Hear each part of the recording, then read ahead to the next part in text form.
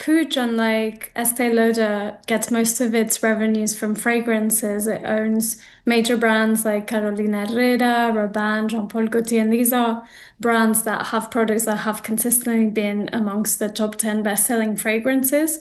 So for Estée Lauder, it would help strengthen their position in this category of fragrances where they currently get about 17% of their revenues. And as you said, it would create a much larger company with a stronger exposure to Europe and Latin America and help it compete more efficiently against rivals like L'Oreal, for example.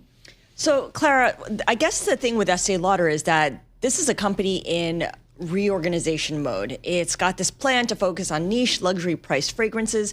Does buying Puig fit into that very specific strategy?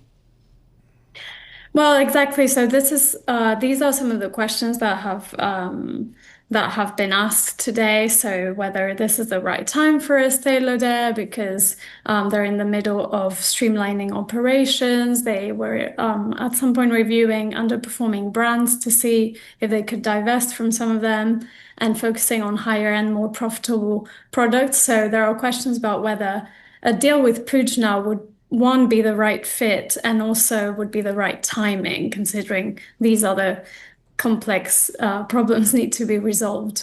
The reaction so far, so Estée Lauder's shares have been falling yesterday and again today. So it would seem that these concerns are definitely weighing in.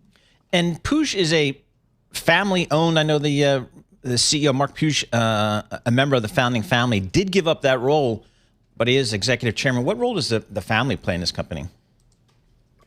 So the family owns most of the capital and over 90% of their voting rights. Okay.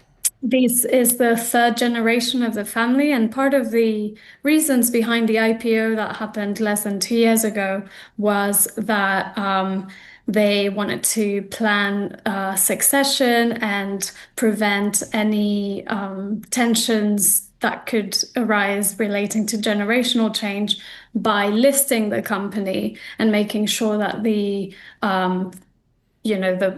future generations would be owners of the company, but not necessarily in operational roles. So in that sense, a deal could go in further in that direction. But it also is surprising to think that the family would relinquish control over this company, which is over 100 years old. Yeah, there's so many things to have to kind of reconcile here.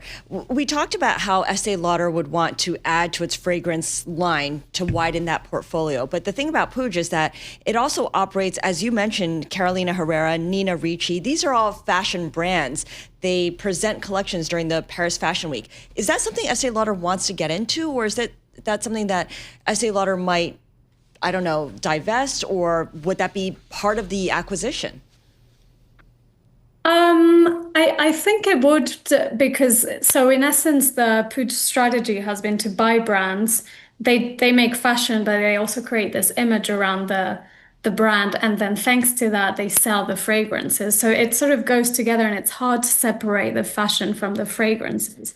I think in that sense, it would be complementary to Estée Lauder. I guess the question is, Puig also has a smaller part of the business that's called niche brands, so things like Byredo, another one called L'Artisan Parfumeur, and these are much smaller brands with higher prices that the company's been wanting to scale, but they currently account for roughly 10 to 15% of revenues, according to analysts. So that's something that would be interesting to Estée Lauder, but there are questions about really how much can that grow, and well, would they want all of these kinds of fragrances or only certain brands? Is there any regulatory concern here about this deal getting approved? There's some concerns on the makeup side. So Puig owns Charlotte Tilbury, which I believe is the third largest makeup brand in the US, and so there could be issues on that front. But on the fragrance front, I think it's not a problem.